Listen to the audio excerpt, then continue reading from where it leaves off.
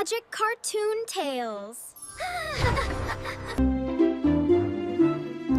एक दिन एक जंगल में एक पशु अदालत स्थापित की गई। उस दिन लगभग सभी जानवर एक साथ अदालत की निगरानी कर रहे थे। लेडी चिकन एक एक करके शिकायत लिखने के लिए डेस्क पर थी और उसने अपना चश्मा पहन लिया ताकि कोई गलती ना हो। The trial of the 3 little pigs and the big bad wolf उसने अपने सामने कागज पर लिखा। उस समय सभी जज तोते का बेसब्री से इंतजार कर रहे थे, क्योंकि जब वन न्यायालय की स्थापना हुई थी तो वही निर्धारित करता था कि कौन गलत है और कौन सही। थोड़ी देर बाद वन परिवार का सबसे बड़ा जानवर हाथी 3 छोटे सुअर ले आया। फोर्की, थोरकी और गुरकी। इन्होंने हाथी की पीठ से छलांग लगा दी और अपना स्थान ले लिया। एक और हाथी ने बड़े बुरे भेड़िए को अपनी पीठ पर लाद लिया।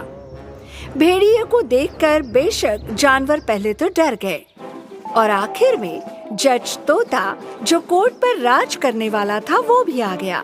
वो एक ऐसे लट्ठे पर बैठा जो अन्य सभी से ऊंचा था। उनके प्रति उनके असीम सम्मान के कारण जानवर खड़े हो गए। मेरे सभी वन मित्रों को नमस्कार, आप अपनी सीटों पर बैठ सकते हैं। जबकि तोता उनके सामने कागजों से नोट पढ़ रहा था, 3 छोटे सुअरों की माँ तुरंत बोली, प्रिय तोता, इस भेड़िए ने बच्चों को खाने की कोशिश की। कृपया तोते के सामने मत बोलो। यदि कोई तोते के पहले बोलता, तोता उसके बाद दोहरा देता। खुद को रोकने के लिए उन्हें पानी पीना पड़ा। कृपया चुप रहो। हाँ, पहले मैं 3 छोटे पिगियों की शिकायत सुनूंगा। हेलो प्यारे तोते, मेरा नाम गुरकी है, हमारे परिवार का सबसे छोटा सदस्य। मैं एक स्ट्रॉ के घर में रहता था जिसे मैंने खुद बनाया था। मैं इसमें बहुत खुश था, लेकिन एक दिन बड़ा बुरा भेड़िया मेरे घर के सामने घुस आया और मुझे खाने की कोशिश की। नहीं, मुझे आपत्ति है। प्रिय तोता, कृपया अदालत के दौरान बिना अनुमति के ना बोले। सौभाग्य से हाथी ने तोते को अपनी सूंड से थोड़ा पानी दिया और दरबार वहीं से जारी रहा जहाँ से उसने छोड़ा था। सुअर परिवार के साथ चलते हैं। प्रिय तोता, जो भेड़िया आप देख रहे हैं वो मेरे लकड़ी के घर के सामने आया और मुझे भी खाने की कोशिश की। इसीलिए हम अपनी जान बचाने के लिए अपने भाई पोर्की के पास भाग गए। लेकिन दुष्ट भेड़िया नहीं रुका। प्रिय तोता, वो मेरे घर भी आया था। जंगल के नियम के अनुसार कोई किसी के घर में बिना अनुमति या बिना बताए प्रवेश नहीं कर सकता। हाँ, बिल्कुल ठीक है, नहीं करना चाहिए। ये बिल्कुल स्वीकार्य नहीं है। तोते ने शोर मचा रहे लोगों को चुप कराने के लिए अपनी हथौड़ी मेज पर पटक दी। चुप रहो, सभी को सुनने की जरूरत है। जंगल के जानवरों, आइए सुनते हैं भेड़िया क्या कहना चाहता है। सबसे पहले सभी वन जानवरों को नमस्कार। आप सभी मुझे बड़े बुरे भेड़िए के रूप में जानते हैं, लेकिन मैं वास्तव में एक बहुत अच्छा भेड़िया हूँ। भेड़िए जो छोटों को खा जाते हैं वो अच्छे नहीं होते। भेड़िए जो छोटे को खा जाते हैं अच्छे नहीं होते। बिना अनुमति के ना बोले। जब तोता अपना पानी पी रहा था, भेड़िया बता रहा था कि क्या हुआ। जिस दिन घटना घटी, मैं सुबह जल्दी उठा। मैंने घर पर अच्छा नाश्ता किया। तो तुमने नाश्ते में क्या खाया? मैंने स्ट्रॉबेरी को हेजलनट पेड़ की पत्तियों के बीच रखा और उन्हें खा लिया सर। फिर मैं जंगल में थोड़ा टहलने चला गया। उस समय मैंने सुअर गुरकी द्वारा बनाया गया स्ट्रॉ का घर देखा।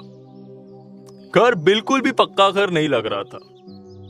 मुझे डर था कि ये एक पल में गिर जाएगा और छोटा गुरकी स्ट्रॉ के नीचे गिर जाएगा।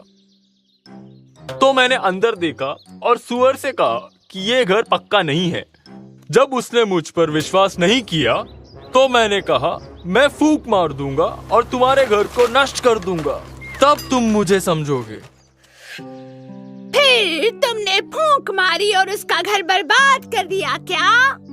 हाँ सर, तो मैंने उस सुअर को दिखा दिया जो मुझ पर विश्वास नहीं कर रहा था कि उसका घर सुरक्षित नहीं है। फिर मैंने थोड़ी दूर पर एक लकड़ी की छोटी सी झोपड़ी देखी। पास गया तो पता चला कि यह जगह भी पक्की नहीं थी। इसके अलावा इस बार इसमें 2 सुअर थे। हाँ, वो मेरा घर था और मेरा भाई तुमसे डरता मेरा भाई तुमसे डरता था और मेरे पास आया था। और डर के मेरे पास आ गया। मैं आपसे विनती करती हूँ, कोई बीच में ना बोले। क्षमा करे लेडी चिकन। तुम बताना जारी रख सकते हो भेड़िया। देखो, ये झोपड़ी भी ठोस नहीं है। मैं तुम्हारे घर को उड़ा दूंगा और नष्ट कर दूंगा। मैंने खिड़की से कहा और मैंने उड़ा दिया। लकड़ी का झोपड़ी भी उजड़ गया। तो तुमने ये दिखाने के लिए फूंक मारी कि ये 2 छोटे पिग्गियों का घर नुकसान दे सकता है। हाँ प्रिय तोता। और सुअरों ने सोचा कि तुम उन्हें खाने के लिए उनके घर को नष्ट कर रहे हो। हाँ प्रिय तोता, वो हमें खाने वाला था। तोता ध्यान से सोचना चाहता था कि सुअर ने क्या कहा और भेड़िए ने क्या कहा। इसके लिए उन्होंने आसमान की ओर उड़ान भरी और एक बादल पर उतरे। ये उनका प्रतिबिंब का स्थान था। इस बीच जंगल में इंतजार कर रहे जानवर आपस में बात कर रहे थे कि कौन सही है। मुझे लगता है कि सुअर सच कह रहे हैं। मैंने पहले कभी अच्छा भेड़िया नहीं देखा। मुझे लगता है कि भेड़िया सच बोल रहा है। जब उसका पेट भर जाएगा तो वो सुअरों को क्यों खाना चाहेगा? हाँ ठीक है, निश्चित रूप से। अंत में तोते ने एक निर्णय लिया और प्रतिबिंब के बादल के नीचे तैरने लगा। वो फिर से लट्ठे के ऊपर जा गिरा। तोते का फैसला सुनकर सभी उत्साहित हुए। मैं जंगल के नियमों के अनुसार सोचकर एक निर्णय पर पहुंचा हूँ। लिखो लेडी चिकन, हमारे वन जीवन में हमने कभी किसी भेड़िए को अच्छा करते नहीं देखा। कभी नहीं। लेकिन इसका मतलब ये नहीं है कि भेड़िए अच्छा नहीं कर सकते। कर सकते हैं बेशक। और मैंने सोचा, वास्तव में हेज़लनट के पेड़ और स्ट्रॉबेरी हमारे जंगल में नहीं उगते। हाँ, ये सही बात है।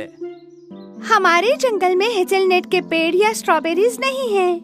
जिस भेड़िए ने खुद को जो खिलाया उसके बारे में झूठ बोला, उसने निश्चित रूप से इस घटना में गलत काम किया।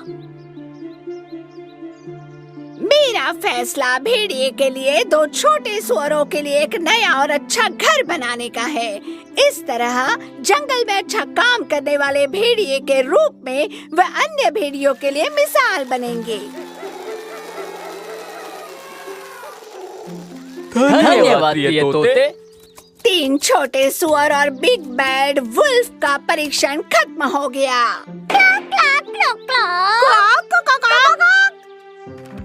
इस प्रकार जंगल के सभी जानवर समझ गए कि कौन सही था और कौन गलत। उस दिन के बाद सभी वन नियमों का पालन करते हुए सुख शांति से रहने लगे।